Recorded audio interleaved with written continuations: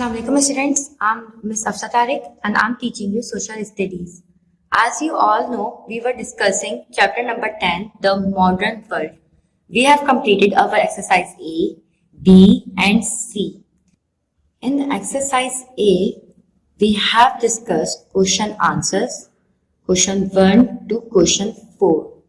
And in exercise B, we have completed our fill the blanks, and in exercise C, that is guess the personality, we have completed.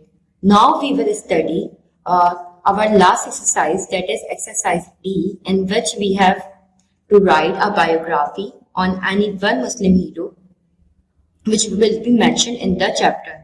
So basically बेटा आप लोगों को क्या करना है, आपको exercise D complete करनी है. एक्सरसाइज डी में हमारे पास बायोग्राफी है किसी एक मुस्लिम हीरो की जो हमारी बुक में बताया गया है, जो बुक में हमारी मौजूद है, उनमें से किसी एक पर हम अपनी बायोग्राफी लिखेंगे.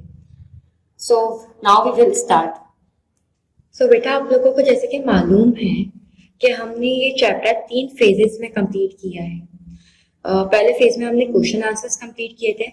ये कुछ क्वेश्चन आंसर है, 5 क्वेश्चंस हैं. इनमें से हम लोगों ने फर्स्ट क्वेश्चन अटेम्प्ट किया था, सेकंड किया था, थर्ड किया था एंड थर्ड हमारा ओमिट था, फोर्थ एंड फिफ्थ हमने कवर किया. पहले क्वेश्चन के अंदर हमने शाह वली अल्लाह को डिस्कस किया था, जबकि दूसरे क्वेश्चन में हमने थर्ड बैटल ऑफ पानीपत, जिसके अंदर हमने अब्दाली को शाह अब्दाली को डिस्कस किया था. Next is who constructed the Suez canal, ये हमने कवर किया था. सुएज कैनाल कहाँ मौजूद है और किस तरह से बना. And last one is Mustafa Kemal Ataturk. Mustafa Kemal Ataturk की हिस्ट्री हम जैसे कि जानते हैं कि मॉडर्न तुर्की से ताल्लुक रखती है और हमने ये स्टडी ब्रीफली करी हुई थी. नाउ वी विल फिर मूव करते हैं फिल इन द ब्लैंक्स की तरफ. फिल इन द ब्लैंक्स हम लोगों ने कवर कर ली थी अल्हम्दुलिल्लाह. 5 की 5 हमने fill in the blanks cover की थी. Next is exercise C, that is guess the personality. इसके अंदर मुझे कुछ बच्चों ने क्वेश्चंस पूछे थे कि मिस ये अटेम्प्ट किस तरह से करना है. तो बेटा इट्स सिंपल कि आप पहले क्वेश्चन नंबर 1 लिखेंगे, देन उसका आंसर साथ मेंशन कर देंगे. क्वेश्चन नंबर 2 लिखेंगे, देन उसका आंसर मेंशन करेंगे. क्वेश्चन नंबर 3 लिखेंगे, फिर इसका आंसर मेंशन करेंगे. इस तरह से आपने एक्सरसाइज कवर करनी है. वीडियो के लास्ट में इंशाल्लाह इसकी दोबारा से एक वीडियो भी दे दूंगी ताकि आप लोग इसमें से कॉपी कर लें. Next the last part is exercise D, that is complete the following project. A number of Muslim heroes are mentioned in this chapter. Choose one name and write a brief biography of that personality. बेटा basically इस chapter इस exercise D में हमें करना क्या है, हमें मुस्लिम heroes के बारे में डिटेल में लिखना है और किसी एक मुस्लिम हीरो जो हमारी कॉपी बुक में बताया गया है. अब मैं इनमें से आप इस बुक में हमने काफी सारे नेम्स पढ़े, जैसे कि कायदे आजम हो गए. इसके अलावा हमने मुस्तफा कमाल अतातुर्क पढ़े. इसके अलावा हमने जो है सैयद जमालुद्दीन अफगानी पढ़े. ये सारे हमारे मुस्लिम हीरोज थे. अब मैं इनमें से आपको 3 कवर करवाऊंगी, जबकि इनमें से 3 में से आपको कोई एक अपनी कॉपी में कवर करना है. ठीक है. सो सबसे पहले हम मुस्तफा कमाल अतातुर्क की तरफ आ जाते हैं. सो बेटा पेज नंबर 89 पर हमारे पास है द बर्थ ऑफ मॉडर्न तुर्की. बेटा यही पैराग्राफ हमने जो है वो पढ़ना है मुस्तफा कमाल अतातुर्क के लिए. In 1914, European countries went to war with each other, which lasted 4 years. क्या कह रहे हैं, 1914 में यूरोपियन कंट्रीज एक साथ आई और लड़ी 4 सालों तक. किससे लड़ी थी? ऑटोमन एम्पायर से लड़ी थी, टर्की से लड़ी थी अपनी आजादी के लिए. More than 37 peoples were killed. कितने लोग तकरीबन किल्ड हुए? 37 मिलियन पीपल्स जो है वो किल्ड हुए इसमें. इस वार को जो है हम ग्रेट यूरोपियन वार भी कहते हैं. इसके अलावा इसको फर्स्ट वर्ल्ड वार भी कहा जाता है या वर्ल्ड वार 1 भी कहा जाता है. The Ottoman Empire regarded as a caliphate by many Muslims joined the Central Power, which include Germany, Austria. The countries which had started the war, they were opposed by the Allies, which include the Great Britain, France, Russia, Italy, and the US. Many Arabs joined the Allies. Order to get rid of the Ottoman rule, they hope to create an Arab kingdom. बेटा इस paragraph में हमें क्या बताया गया कि बहुत सारी यूरोपियन कंट्रीज जिनके नाम इधर मेंशन भी हैं हमारे पास, फ्रांस हो गया, रशिया हो गया, इटली हो गया, ऑस्ट्रिया हो गया, जर्मनी हो गया, ये सब आपस में मिली और इन्होंने एक जंग लड़ी ऑटोमन एम्पायर के खिलाफ, ऑटोमन एम्पायर को गिराने के लिए. और इस ऑटोमन एम्पायर को गिराने में कई मुस्लिम तो कई अरब जो थे वो इस इत्तेहादियों में शामिल हुए और ऑटोमन रूल से छुटकारा पाने की कोशिशें की. उनका ये वो था, उनकी एक उम्मीद थी कि वो अपना खुद का अरब किंगडम ताकि बना सकें और टर्की से उनको निजात मिल जाए। At the end of the World War I, the Allies occupied Constantinople and put an end to the Caliphate. The Ottoman Caliph agreed to give away his country to European rulers and receive pension from them, so that he may retain his palace and luxuries. This was unacceptable to the brave and courageous people of Turkey, who gathered under the banner of Mustafa Kemal Atatürk, a fearless soldier who had defended his country during World War I. क्या बताया जा रहा है इस paragraph में कि जब world war 1 खत्म हुई तो जो यूरोपियंस थे उन्होंने ऑक्यूपाई कर लिया था कॉन्स्टेंटिनोपल को। ये जो हमारा कॉन्स्टेंटिनोपल है, ये जो है हमारा इस्तांबुल का प्रीवियस नेम है। अब यहाँ पर हमने ये पढ़ा कि ऑटोमन खलीफ जो था वो एग्री कर गया था इस बात पर कि वो यूरोपियन रूलर्स को यूरोप सौंप देगा और अपनी पेंशन उनसे रिसीव करता रहेगा और अपनी लग्जरीज को, अपने महल को बचा लेगा। ये जो फैसला था ऑटोमन खलीफ का वो बिल्कुल भी पसंद नहीं आया टर्की के लोगों को, अनएक्सेप्टेबल था लोगों के लिए। तो उन्होंने जो टर्की के लोग थे वो जमा हो गए मुस्तफा कमाल अतातुर्क के बैनर के नीचे, यानी उनके सरपरस्ती में। Who had defend his country during world war I, जो इन्होंने अपनी कंट्री को बचाया वर्ल्ड वार I में। In India Muslim raise their voice in support of their Ottoman brothers. India में मुसलमान काफी जो है वो इस सपोर्ट में निकले, ऑटोमन ब्रदर्स के सपोर्ट में, अपने टर्की भाइयों के सपोर्ट में। They were led by the Maulana Mohammad Ali Jauhar and a fearless journalist and his brother Shaukat Ali. अब ये यहाँ पे हमने दो नाम पढ़े, मौलाना मोहम्मद अली जौहर और मौलाना शौकत अली जौहर। मौलाना मोहम्मद अली जौहर जो थे वो एक जर्नलिस्ट थे और जबकि मौलाना शौकत अली उनके भाई थे। इन दो भाइयों ने बहुत मेहनत करी ऑटोमन एम्पायर को बचाने के लिए और इस मेहनत में उन्होंने कांग्रेस से हाथ भी मिलाए, ज्वाइन किया है hands with Congress MK. Gandhi के साथ, अ ग्रेट हिंदू लीडर, जो कि एक बड़े हिंदू लीडर हैं। After many sacrifices and with great determination, the people of Turkey defeated European powers and threw them after the Battle of Saarma in September 1922. Mustafa Kemal accepted the fact that the Ottoman Caliphate had come to an end. When the Allies occupied Constantinople, Turkey became a republic, and 2 years later, the last Ottoman Caliph was asked to leave. बेटा अब यहाँ पर हमारे पास ये para बता रहा है कि जब यूरोप ने जो है वो इस्तांबुल पर जो है वो कब्जा कर लिया, ऑक्यूपाई कर लिया, तो उस पर मुस्तफा कमाल अतातुर्क ने जो है वो काफी जद्दोजहद की और इसके 2 सालों बाद जो है वो जो उस वक्त का ऑटोमन खलीफ था उसको कहा गया कि वो अपनी पोस्ट को छोड़ दे और टर्की एक रिपब्लिक बन गया। मुस्तफा कमाल, who was called Ataturk or the father of Turk, also realized that the Arab of Syria, Middle East and Egypt were unhappy under the Turkish rule, and that was why they had joined the Europeans during World War I. He accepted their independence because he believed that everyone had the right to be free.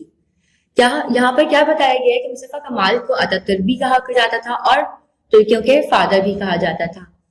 उनको ये बहुत जल्द realise हो गया कि जो अरब थे Syria के, मिडिल ईस्ट के, इजिप्ट के, वो खुश नहीं थे टर्किश के रूल्स के और इसीलिए उन्होंने यूरोप से अपने हाथ मिलाए वर्ल्ड वार I के दौरान।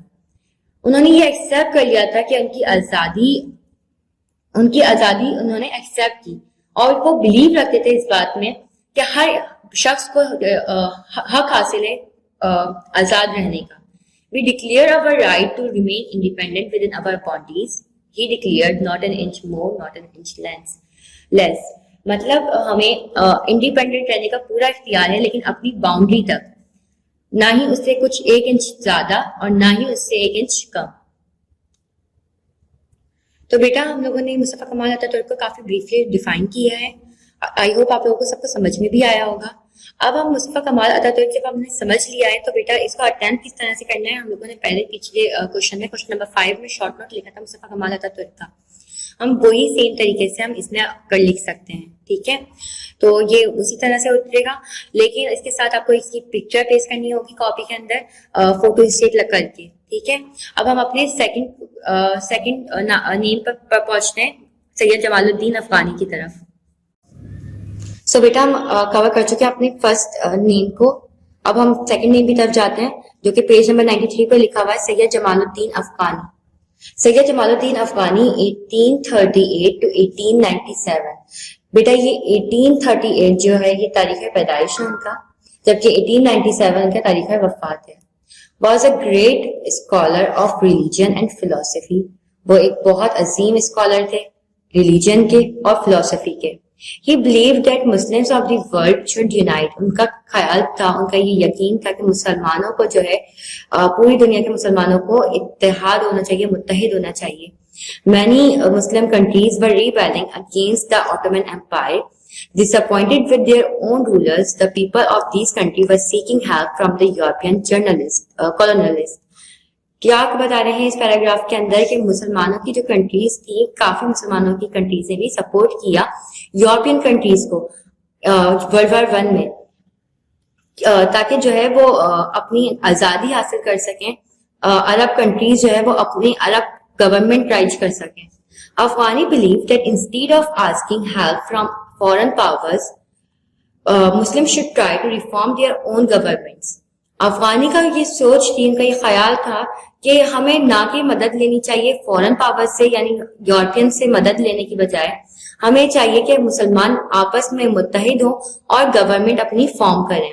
अफगानी was a fearless person who sometime even risked his life by criticizing the king. Afghani जो थे वो बहुत बेखौफ इंसान थे और उन्होंने जो है काफी दफा अपनी जिंदगी को खतरे में डाला है ताकि किंग को क्रिटिसाइज करा जा सके, मतलब ऑटोमन खालिफ को जो है वो जो उन्होंने एग्री कर लिया था इस मैटर पर, उसको रोका जा सके। He spread the spirit of freedom in the Muslim world through his newspaper and writing. उन्होंने अपनी फ्रीडम यानी आजादी जो थी, आजादी के लिए उनको बहुत ख्वाहिश थी कि आजादी की जो ख्वाहिश है वो तमाम मुसलमानों में फैले। अपने न्यूज़पेपर के जरिए उन्होंने ये न्यूज़पेपर और अपनी राइटिंग के जरिए उन्होंने ये काम सरअंजाम दिया। यहाँ पे बेटा सैयद जमालुद्दीन अफगानी का काम हमारे पास कंप्लीट होता है। अब ये आपने पूरा का पूरा कॉपी करना है, साथ में आपने इनकी पिक्चर भी पेस्ट करनी है फोटो स्टेट कर। ठीक है, अब हमारे पास 2 टॉपिक हमने कवर कर लिए, सैयद जमालुद्दीन अफगानी को एक तो कवर कर लिया and second one is Mustafa Kemal Ataturk हमने कवर कर लिया। अब हमारे पास एक तीसरा नेम आ जाता है कायदे आजम का। सो बेसिकली कायदे आजम कौन थे? कायदे आजम आप सब जानते हैं, कायदे आजम हमारे पाकिस्तान बनाने में इनका सबसे ज्यादा अहम किरदार है, हमारे बानी हैं पाकिस्तान के। ठीक है, अब कायदे आजम का ये पैराग्राफ भी हम पढ़ लेते हैं, रीड कर लेते हैं। Quaid-e Azam believe in peace and freedom. Quaid-e Azam believe रखते थे पीस में और फ्रीडम में, अमन में और आजादी में। The following script is taken from his radio broadcast delivered on August 15, 1947। ये जो इनकी स्क्रिप्ट है, जो इन्होंने नीचे कोटेशन डाली हुई है उनकी, ये स्क्रिप्ट उन्होंने जो है वो रेडियो ब्रॉडकास्ट पर उन्होंने करी थी, रेडियो से ब्रॉडकास्ट हुई थी August 15 को 1947, यानी कि आजादी के एक दिन बाद। The creation of the new state has placed a tremendous responsibility on the citizen of Pakistan. Pakistan का बनना ये हर एक बंदे पर जिम्मेदारी डालता है। कौन सी जिम्मेदारी डालता है? It gives them an opportunity to demonstrate to the world that how a nation can, containing many elements, live in peace, amity, work, and for betterment of all its citizens, irrespective of caste or creed.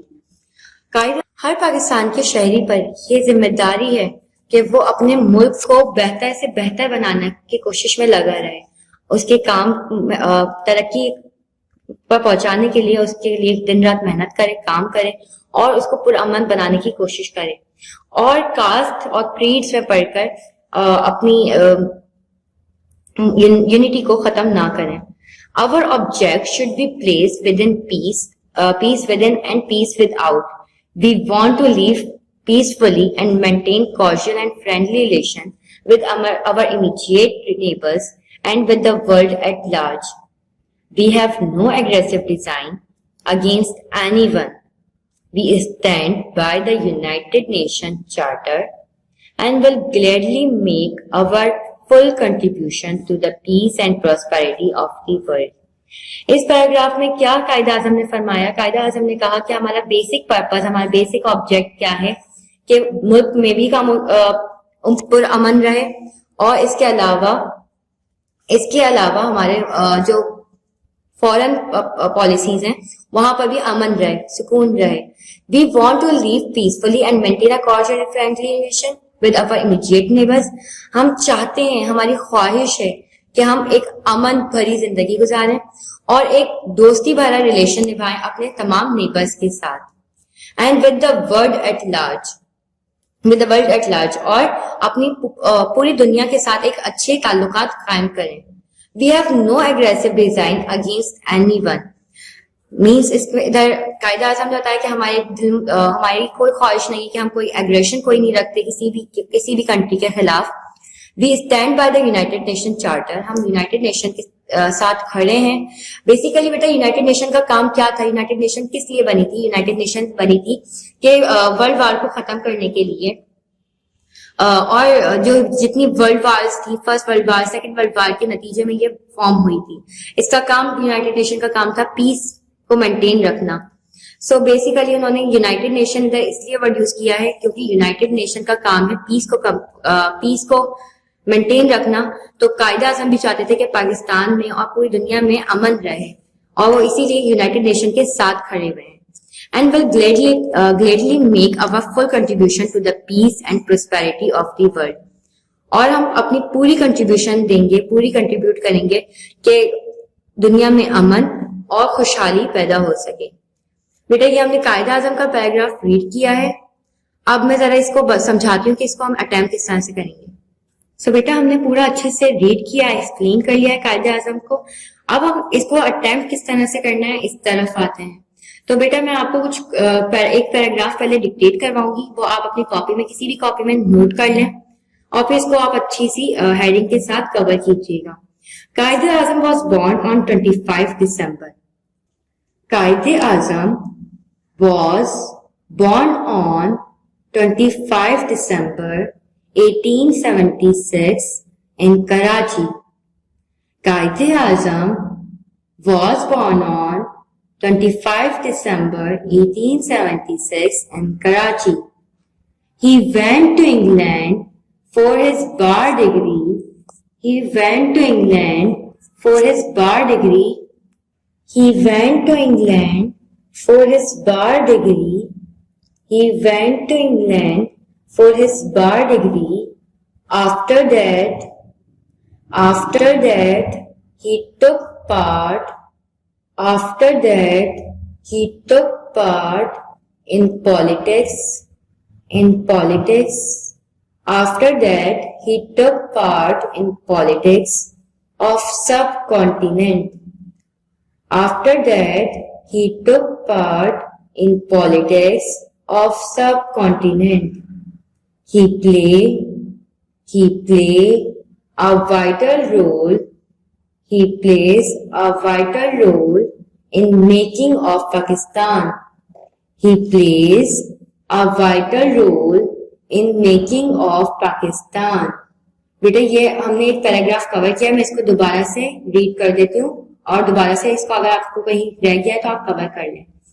कायदे आजम was born on 25 December 1876 in Karachi. He went to England for his bar degree. After that, he took part in politics of subcontinent. He plays a vital role in making of Pakistan. बेटा इस paragraph में हमने कायदा आजम की actually हमें question में लिखना biography थी और यहाँ पर हमने सिर्फ और सिर्फ क्विटेशन मेंशन की हुई है बुक में। तो हम इसको स्टार्ट हम इस तरह से करेंगे कि कायद आज़म कब पैदा हुए, कौन सी जगह पे पैदा हुए, कायद आज़म 25 दिसंबर में पैदा हुए, कहाँ पे, कराची में। फिर वो कहाँ चले गए, इंग्लैंड चले गए अपनी आला तालीम हासिल करने के लिए। उन्होंने तालीम कौन सी हासिल करी, बार डिग्री की तालीम हासिल करी, लॉ की यानी। After that he took part in politics of सब कॉन्टिनेंट, और उसके बाद उन्होंने पार्टिसिपेट किया पॉलिटिक्स में सब कॉन्टिनेंट की। जब वहां पर आए तो उसका कांग्रेस ज्यादा मशहूर थी, तो उन्होंने कांग्रेस में शमूलियत हासिल करी। 1913 में उन्होंने फिर मुस्लिम लीग ज्वाइन की। 1913 के बाद 1916 में उन्होंने दोनों के तौर पर काम किया, मुस्लिम्स के लिए भी काम किया और हिंदुओं के लिए भी काम किया, दोनों की यूनिटी के लिए काम किया था। ये हम अपने प्रीवियस चैप्टर में कंप्लीट पढ़ भी चुके हैं कि वो एक एम्बेसडर है हिंदू मुस्लिम यूनिटी के। तो इसके बाद उन्होंने क्या किया, उन्होंने जब देखा मुसलमानों के लिए काम नहीं हो रहा, कांग्रेस मुसलमानों के लिए काम नहीं कर रही, तो उन्होंने कांग्रेस से रिजाइन किया और पाकिस्तान को एक सेपरेट मुल्क बनाने में अपना किरदार पेश किया। अब बेटा यहाँ तक हम लोगों ने ये फर्स्ट पैराग्राफ लिख लिया है। अब इसके बाद आप लोगों को यहीं से कंटिन्यू करना है। कायद आजम believed in peace and freedom. The following script is taken from his radio broadcast delivered on August 15, 1947. The creation of the new state has placed a tremendous responsibility on the citizen of Pakistan. It gives them an opportunity to demonstrate the world how a nation can, containing many elements, live in peace, amity, work for the betterment of all its citizens, irrespective of caste or creed. Our object should be peace within, peace without. We want to live peacefully and maintain cordial and friendly relations with our immediate neighbors and with the world at large. We have no aggressive design against anyone. We stand by the United Nations Charter and will gladly make our full contribution to the peace and prosperity of the world. बेटा यहाँ तक हमारा ये पूरा question complete हो जाएगा। यहाँ पर हमने पहले डिक्टेट करा हुआ आप लिखेंगे, नेक्स्ट इस पे कायदे आजम से लेकर आपने पूरा वर्ड तक कंप्लीट करना है। बेटा यहाँ पर हमने 3 हेडिंग्स कवर कर ली हैं अपनी। अब बेटा जब आप ये हेडिंग्स कवर करेंगे तो इसके साथ आप जो आप अटेम्प्ट कर रहे हैं, आपको 3 मैंने करवाएंगे, इन 3 में से आपको किसी एक पर पर्सनैलिटी डिस्कस करनी है। तो आप यहाँ पर जो आपके पास पिक्चर्स ही हैं कायद आजम की, सैयद जमालुद्दीन अफगानी की और मुस्तफा कमाल अतातुर्क की, इन सब को आपने फोटो स्टेट करवाकर पेस्ट करना है कॉपी के अंदर। साथ में नीट एंड क्लीन वर्क करना है, हेडिंग प्रॉपर डालनी। कायद आजम की अगर आप काम कर रहे हैं तो आप ऊपर हेडिंग डालेंगे कायद आजम की प्रॉपर वे में ब्लैक मार्कर से। अगर सैयद जमालुद्दीन अफगानी कर रहे हैं तो सैयद जमालुद्दीन अफगानी की हेडिंग आएगी। अगर मुस्तफा कमाल अतातुर्क कर रहे हैं तो मुस्तफा कमाल अतातुर्क की हेडिंग स्टार्ट में आएगी। ठीक है, ये क्वेश्चन हमारा होता है कंप्लीट। सो बेटा हम लोग अपनी शॉर्ट नोट को कवर कर चुके हैं। अब हम थोड़ा सा रिव्यू कर लेते हैं फिल इन द ब्लैंक्स का। यहाँ पर हमने फिल इन द ब्लैंक्स करी थी बेटा, कुछ बच्चों को प्रॉब्लम्स आई थी एक्सरसाइज बी में और एक्सरसाइज सी में, तो मैं इसको अच्छे से डिटेल में आप लोगों को समझा देती हूँ। तो पहला क्वेश्चन है, पहले हमारे पास फिल इन द ब्लैंक है, the British started conquering India with the dash in 1757। British ने कब स्टार्ट किया था इंडिया को फतह करना, कहां से स्टार्ट किया था, तो वो जगह का नाम है with the battle of Plassey, BATTLE, battle, OF of, PLASSEY, Plassey, battle of Plassey. In 1914, countries of dash went to war which lasted 4 years. बेटा ये हम काफी दफा इसको डिटेल में हम पढ़ भी चुके हैं। मुस्तफा कमाल अतातुर्क के बारे जो हमने मॉडर्न टर्की पढ़ा था, ये उसी में से लाइन उठाई गई है। 1914 में जो हमने पढ़ा था जो है फर्स्ट वर्ल्ड वार को, उसमें कई सारी कंट्रीज मिली थी और वो कंट्रीज कहाँ से ताल्लुक रखती थी, यूरोप से ताल्लुक रखती थी, यूरोपियन कंट्रीज थी। तो आप यहाँ पर क्या लिखेंगे, in 1914 countries of Europe went to war which lasted 4 years, जो कि वार जो थी वो 4 साल तक चलती रही थी। और हमने ये पढ़ा भी था कि इस वार के अंतिम नतीजे में 37 मिलियन पीपल्स किल हुए थे। तो हम इसकी स्पेलिंग भी रीड कर लेते हैं, Europe, EUROPE Europe. So second blank में हम क्या लिखेंगे? यूरोप लिखेंगे। The next one is the dash was invented around 1776। यहाँ पर हम लिखेंगे स्टीम इंजन। स्टीम इंजन हमारा इन्वेंट हुआ था 1776 में। स्टीम इंजन की स्पेलिंग रीड कर लेते हैं। STEAM steam, ENGINE engine, steam engine.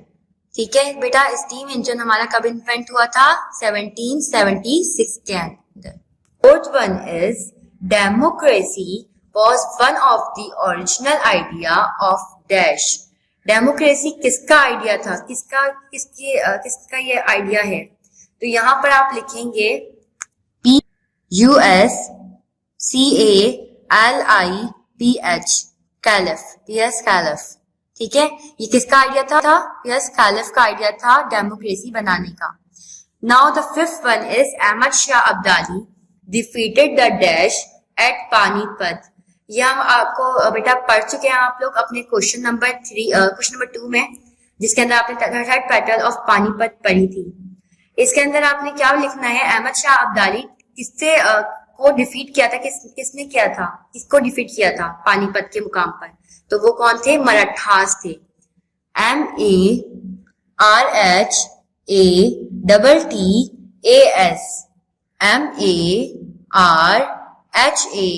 MARHATTAS Marathas. बेटा मराठास क्या चाहते थे? इस्लाम का खात्मा करना चाहते थे नाउजुबिल्लाह, और चाहते थे कि हिंदू अक्सरियत ज्यादा हो जाए और वो उस पर हिंदू गवर्नमेंट राइज हो सके। तो अहमद शाह अब्दाली ने उनको जो है वो डिफीट करा था, शिकस्त दी थी पानीपत के मुकाम पर, जिसको हम क्या कहते हैं? Third battle of Panipat. ये हमारी फिल्म द ब्लैंक्स यहाँ तक कवर हो गई हैं। आई होप आप लोगों को समझ में आई होंगी। बेटा जैसे आप लोग फिल्म द ब्लैंक्स करते आए हैं वैसे ही फिल्म द ब्लैंक्स कवर होंगी। पहले आपने पूरे ब्लू से फिल्म द ब्लैंक्स ब्लैंक उतारनी है और इसको फिल करना है ब्लैक पॉइंटर से। यहाँ तक आप लोगों को आई होप सबको क्लियर होगा कि 5 फिल्म द ब्लैंक्स समझ में आ गई होंगी। अब हम बढ़ते हैं एक्सरसाइज सी की तरफ। एक्सरसाइज सी में बेटा कुछ बच्चों को प्रॉब्लम ये थी कि मैंने जब समझा रही थी तो मैंने आपको बेटा बताया था प्रीवियस लेक्चर के थ्रू कि ये हमने लाइन कहाँ से मिल रही है हमें। तो बेटा ये आपको लिखने की जरूरत नहीं है कि ये पेज नंबर कहाँ पर लिखा हुआ है और कहाँ पर ये लाइन मौजूद है। आपने सिर्फ और सिर्फ पर्सनैलिटी का नाम डिस्कस करना है। तो आप पहली लाइन है German thinker, dramatist and poet. German thinker जो थे जिन्होंने जर्मन ड्रामे लिखे और जर्मन पोइट भी थे, उनका नाम मौजूद है बुक के अंदर, गोएथे। GOETHE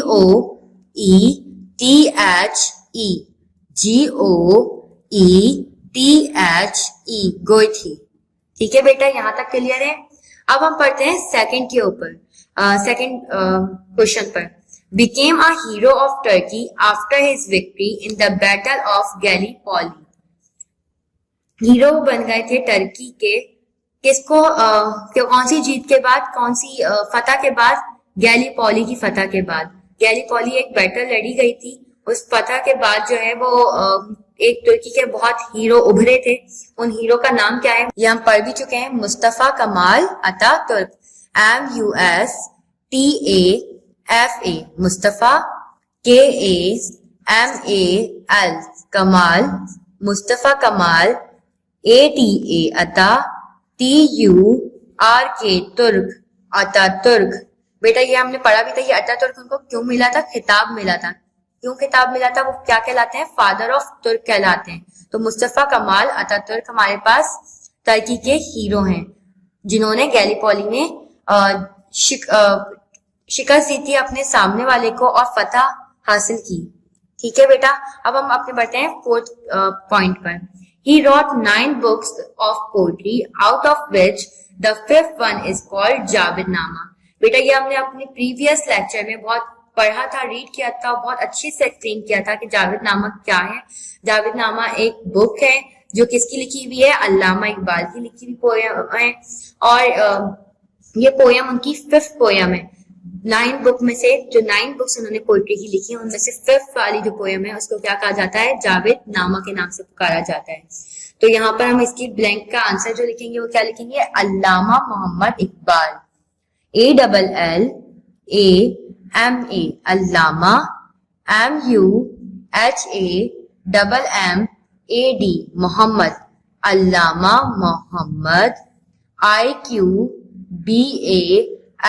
इकबाल, अल्लामा मोहम्मद इकबाल। अब बेटा लास्ट आ जाती है। ओके बेटा, मैंने आप लोगों को 4th वन पहले समझा दी थी, तो अब हम 3rd पे भी पढ़ लेते हैं, 3rd को भी रीड कर लेते हैं। A French hero who was declared himself the emperor in 1804 AD। 1804 में एक फ्रेंच हीरो उभरा जिसने अपने आप को साबित किया एक बेहतरीन एम्पियर। तो उस एम्पियर का नाम हमारे पास बुक में मौजूद है, हमने ये पढ़ा भी था चैप्टर में, नेपोलियन बोनापार्ट, NAPOLEON, नेपोलियन,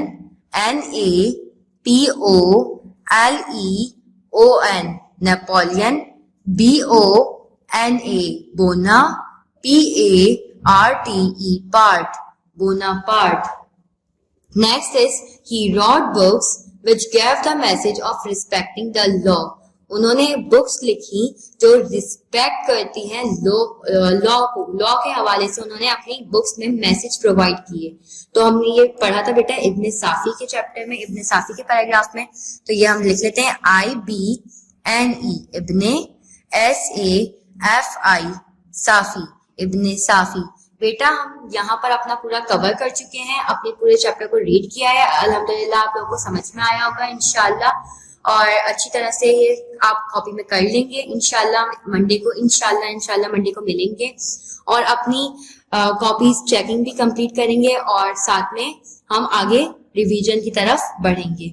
आप लोगों का यहाँ पर सिलेबस खत्म होता है और अब हम जब नेक्स्ट स्टार्ट करेंगे तो हम अपना रिवीजन स्टार्ट करेंगे। तब तक के लिए अल्लाह हाफिज।